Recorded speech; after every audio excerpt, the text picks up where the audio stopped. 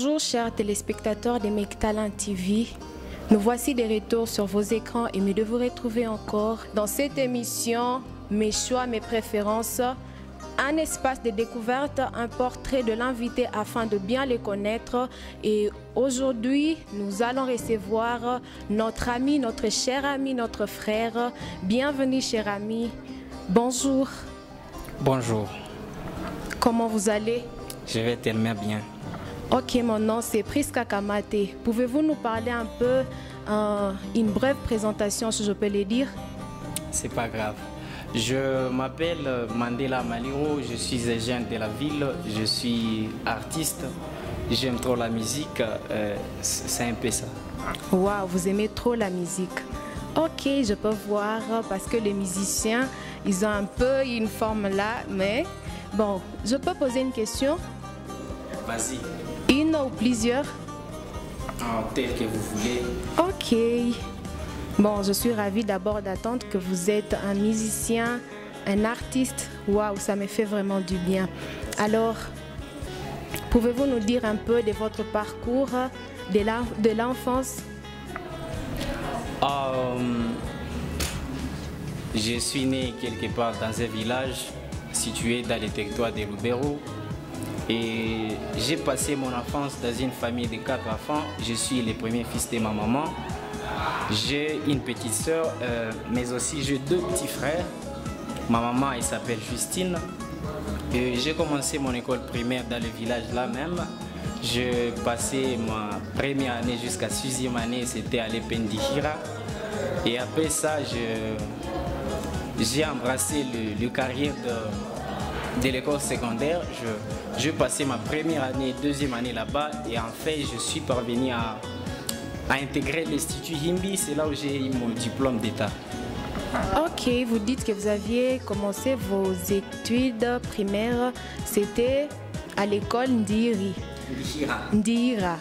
Bon, ce n'est pas facile pour des gens d'aujourd'hui, pour les jeunes d'aujourd'hui, de dire leur provenance. Beaucoup de nos jeunes, et ils ont honte, ils ont vraiment honte de dire leur provenance. Mais vous, ça vous fait vraiment plaisir et ça me va aussi. Merci beaucoup. Une autre question? Vas-y. J'ai tant de questions. Êtes-vous prêt? Je suis tellement prêt. Ok. Il y a des moments dans la vie, des moments qui sont remarquables, des moments heureux, des moments malheureux, mais dans tous ces moments-là, c'est quoi le moment qui vous a vraiment plu ou le moment que vous aviez vraiment apprécié? Il y a tant de moments que j'ai appréciés, mais je peux être bref. Il y a un moment qui m'a tellement touché, c'est avant tout le moment où j'ai eu mon diplôme d'État, c'était un moment qui m'a tellement touché. Après cela, j'ai traversé une crise et je ne préfère pas en parler. Mais après ça, vous savez, on a toujours dit qu'après la pluie, c'est le beau temps. Je suis parvenu à avoir un prix. C'était dans une compétition qui s'est tenue à la paroisse Sebeka Gomaville. C'était juste une compétition où il s'agissait de présenter des speeches en anglais et je remercie tellement Dieu parce que j'ai été le premier. Et après ça, il y a aussi un moment qui m'a tellement touché et là où j'ai appris beaucoup de choses, c'était dans une formation quelque part à Kigali. J'ai tellement appris beaucoup de choses et j'ai eu la chance de connaître comment les autres vivent. Parce que souvent, lorsqu'on est coincé ici chez nous, nous ne savons pas le mode de vie des autres. Mais ça m'a tellement aidé parce que je me suis rencontré avec déjà des différentes nationalités comme les Rwandais, les Tanzaniens, les Burundais, les Canadiens, les Ougandais et ainsi de suite. Ok, je vois que vous connaissez l'anglais vraiment. Vous êtes sorti le premier, vous avez été le premier à un speech, c'est ça? Ouais, c'était un speech contest. Speech contest. Ok, pouvez-vous nous dire le titre ou la thématique si je peux le dire? Il y avait 3 phases en fait. Et la première phase, on traitait sur un sujet intitulé A Fresh New Attitude.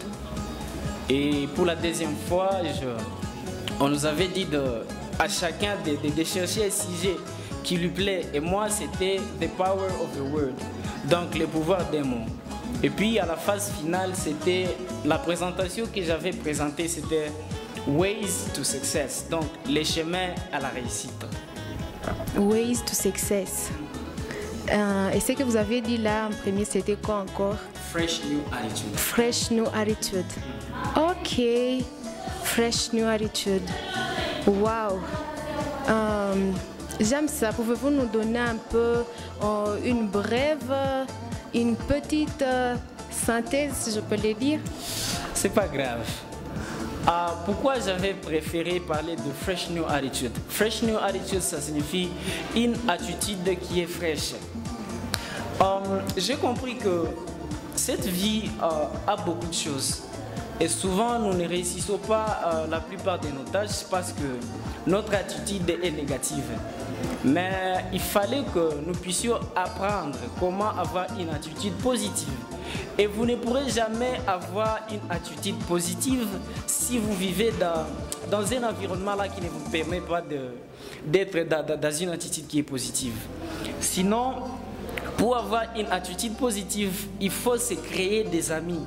Il faut avoir des amis qui vous aident à sortir quelque chose de vous. Deuxièmement, il faut être amoureux de la lecture.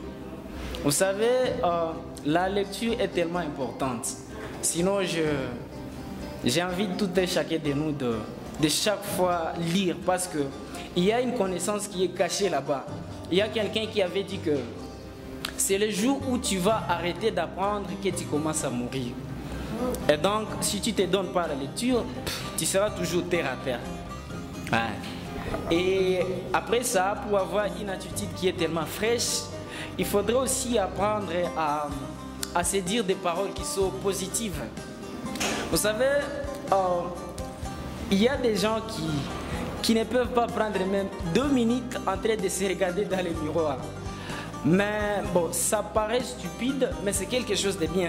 Parce que lorsque vous prenez votre temps, peut-être le matin, vous vous réveillez et puis vous vous regardez dans le miroir, vous commencez à dire des choses qui sont importantes pour votre vie et vous verrez que ça aura vraiment de l'impact. Parce qu'on a toujours dit qu'une parole bien choisie le matin peut changer votre journée à une belle journée, mais aussi une mauvaise journée. C'est tout ce que je peux dire concernant Fresh New Attitude. Ok, merci beaucoup. Vous avez parlé de vos amis. Pouvez-vous alors nous parler un peu de vos relations avec ces amis-là pour que nous puissions avoir un peu d'idées par rapport à cela? Ok. J'ai plein d'amis. Et la plupart de mes amis, ce sont des grandes personnes plus que moi. Donc les gens qui me dépassent de l'âge. Pourquoi je choisis avoir des amis qui me dépassent de l'âge? Parce que vous savez, lorsque vous avez quelqu'un qui vous dépasse l'âge, facilement vous serez capable d'avoir sa mentalité aussi. Vous serez capable de chaque fois penser comme un grand alors que vous êtes petit. Ouais, et là je suis en train de saluer un grand ami à moi, il s'appelle Messager Max Sengi. C'est un ami que j'aime tellement. Il m'apprend beaucoup de choses. C'est ce que je peux dire, je pense. Ok, Max Sengi, nous vous saluons, là vous êtes encore maintenant. Et pouvez-vous nous parler de votre plat préféré, s'il vous plaît? Le plat préféré.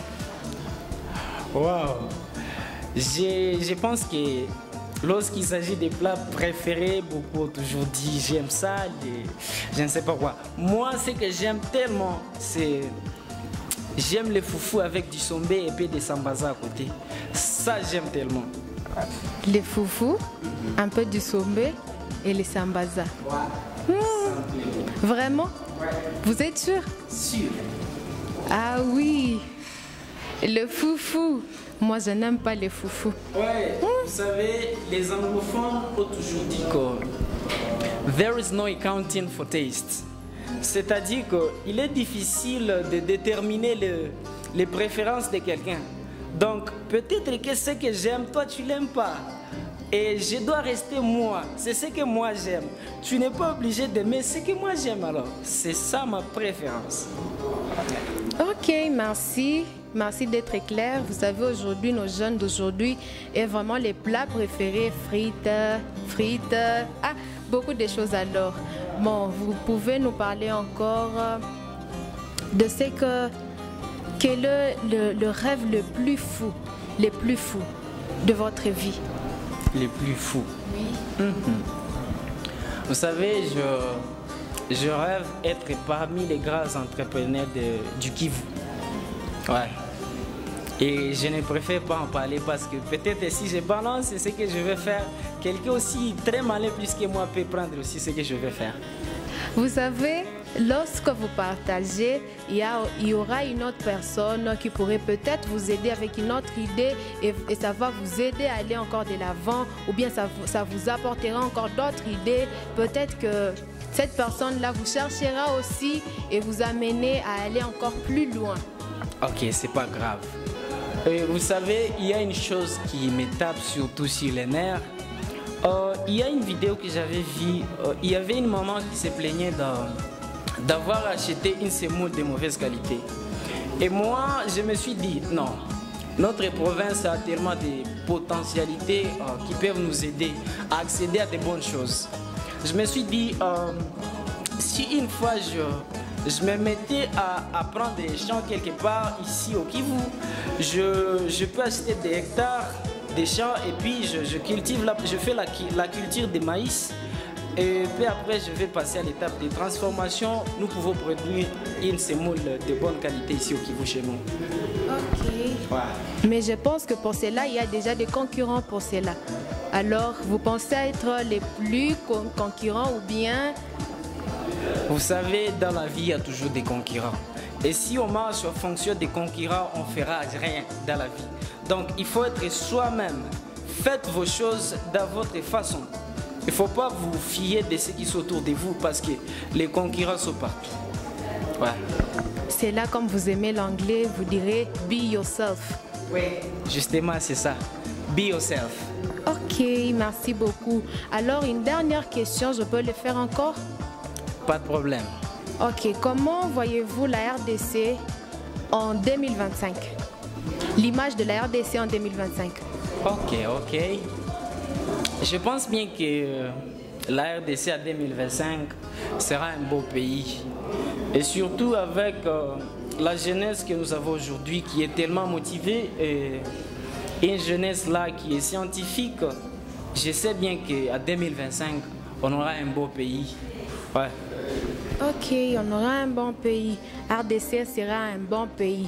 Vous en êtes vraiment sûr? Tellement sûr. Et quel est votre effort par rapport à cela? Pour moi aujourd'hui, moi aussi je me mets dans la même lignée que les jeunes que je viens de dire ici. Je suis en train de travailler sur moi-même parce que je sais que je n'appartiens pas seulement à ma famille, mais j'appartiens à ce pays. Ouais, c'est pour cela que du jour au lendemain, j'essaie d'apprendre des choses nouvelles.